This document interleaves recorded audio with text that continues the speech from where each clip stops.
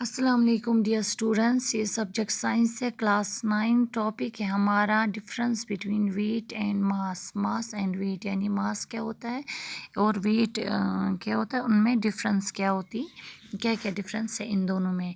Dear students, mass, what is mass? किसी भी object का मास हमने पढ़ा है। Mass is the quantity of matter content in a body, यानी मास होता है किसी भी ऑब्जेक्ट की टोटल क्वांटिटी जो उसमें होती है, यानी total amount of quantity, total content of the matter.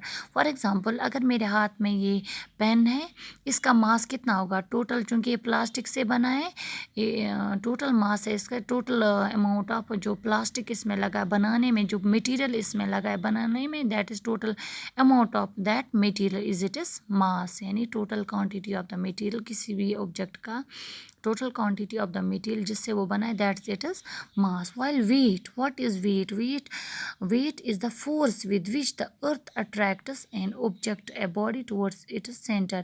Weight is actually ये force होता है जिसके ज़रिए कोई भी ऑब्जेक्ट अर्थ की तरफ जाता है, यानी अर्थ इसको अट्रैक्ट करती है towards its center. That is weight. Number second, mass of the body remains constant. Dear students, किसी भी ऑब्जेक्ट का जितना मास होगा वो चेंज नहीं होता है, वो सेम रहता है।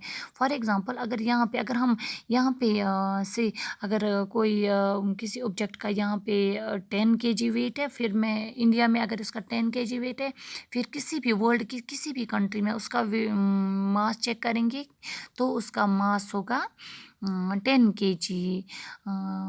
So it remains constant. या अगर हम दूसरे प्लेनेट पे जाएंगे, फॉर एग्जांपल अगर मेरा मास है यहाँ पे 50 kg, तो अगर मैं मून पे जाऊँगी तो मून पे भी किसी भी प्लेनेट पे भी मेरा मास सेम रहेगा 50 kg, क्योंकि ये टोटल अमाउंट ऑफ मटेरियल है, total content of the body है, ये चेंज नहीं होता है, ये सेम रहता है।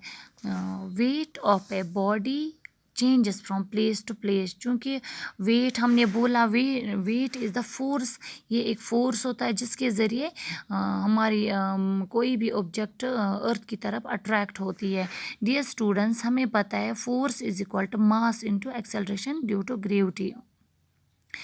सो चूँकि weight is also a force, so force के बदले W, weight is equal to mass into acceleration due to gravity. So चूँकि ग्रेविटी जो होती है हमारी अर्थ पे, ग्रेविटी का एक्सेलरेशन ड्यू टू ग्रेविटी का वैल्यू चेंज होता है from place to place. For example, poles पे एक्सेलरेशन ड्यू टू ग्रेविटी ज़्यादा है, सो वहाँ पे वेट भी ज़्यादा होगा। या centre, eight the center of अर्थ, ये वहाँ पे ज़ीरो होता है, तो वेट भी वहाँ पे zero, acceleration due to gravity वहाँ पे ज़ीरो है। सो मास को अगर जितना भी किसी ऑब्जेक्ट का मास होगा उसको मल्टीप्लाई करेंगे ज़ीरो से, वो बन जाएगा ज़ीरो, सो वहाँ पे वेट होगा zero. Mass of a body is never zero. किसी भी बॉडी का मास ज़ीरो कभी नहीं हो सकता, क्योंकि तब बॉडी एग्जिस्ट ही नहीं करती है। सो मास, किसी भी बॉडी का मास ज़ीरो नहीं हो सकता है। Weight of the object, wait of the body is zero eight the center of अर्थ। जैसा मैंने अभी कहा, एट द सेंटर ऑफ अर्थ अगर हम देखेंगे वेट किसी भी ऑब्जेक्ट का, सपोज फॉर एग्जांपल उसका मास होगा 10 kg इंटू ज़ीरो, चूँकि सेंटर पे ग्रेविटी ज़ीरो है, ज़ीरो को मल्टीप्लाई करोगे किसी भी नंबर से, वो आएगा zero. So weight of the body at the center of earth is zero. Poles पे जैसे हम लेंगे, पोल्स पे ग्रेविटी ज़्यादा होगी तो दैट इज़ डायरेक्टली प्रोपोर्शनल, इसका मतलब है वेट भी ज़्यादा होगा।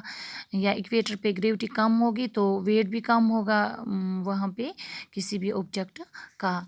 मास इज़ ए स्केलर क्वांटिटी, यानी किसी भी ऑब्जेक्ट का मास जो होता है, it has only magnitude, mass की कोई डायरेक्शन नहीं होती है, so it is a scalar quantity. Weight हम लेंगे, it is a vector quantity, चूँकि weight is a force with which earth pulls every object towards itself, that is इसका mass magnitude भी है और डायरेक्शन भी है downwards, so it is a vector quantity. Mass हम मेजर करते हैं केजी में, एंड बाय कॉमन बैलेंस, जो हम तराजू इस्तेमाल करते हैं वो, उससे हम करते हैं मास का मेजर करते हैं मास को। Weight is measured in kgs, kg में वेट मेजर करते हैं। वेट और न्यूटन, चूँकि ये फोर्स है, weight is actually the force, इसीलिए हम फोर्स का यूनिट न्यूटन भी यहाँ पे इस्तेमाल कर सकते हैं। डियर स्टूडेंट्स, अब पढ़ते हैं wait of the object on moon.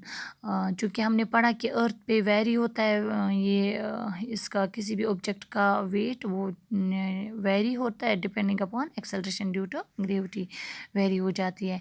Weight of the object on moon, weight of the किसी भी ऑब्जेक्ट, जिस तरह से weight of the object on earth is the force with which earth attracts an object, इसी तरह से moon पे जो ऑब्जेक्ट का वेट है, it is the force with which moon attracts the objects, यानी जिस तरह से अर्थ किसी ऑब्जेक्ट को अट्रैक्ट करती है वो फोर्स वेट होता है किसी ऑब्जेक्ट का। इसी तरह से अगर मून पे हम लेंगे, मून जिस चीज़ को अपनी तरफ अट्रैक्ट करती होगी वो वहाँ पे उस ऑब्जेक्ट का वेट होगा मून पे। सो मास ऑफ द, चूँकि मून का मास बहुत कम है अर्थ के निस्बत, इसीलिए मून एग्जर्ट करती होगी less force of attraction on objects. So mass of object यानी weight of object on moon is equal to 1/6 into its weight on earth, यानी किसी भी ऑब्जेक्ट का जो वेट होगा अर्थ पे उसका 1/6 पार्ट है, उसका वेट होगा मून पे, उतना होगा उसका वजन मून पे। फॉर एग्जांपल मैं मिसाल से आपको समझाती हूँ। एन ऑब्जेक्ट, किसी ऑब्जेक्ट का वेट है 10 न्यूटन, यानी अर्थ पे किसी ऑब्जेक्ट का 10 न्यूटन उसका वेट है। What will be its weight on moon? So weight of the object on moon पे उसका क्या ये होगा, weight of object on moon is equal to weight of the object जो अर्थ पे वेट है डिवाइड बाय 6।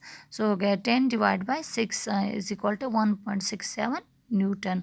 सो इस तरह से ऑब्जेक्ट का, किसी भी ऑब्जेक्ट का वेट मून पे होता है 1/6 into its weight on earth.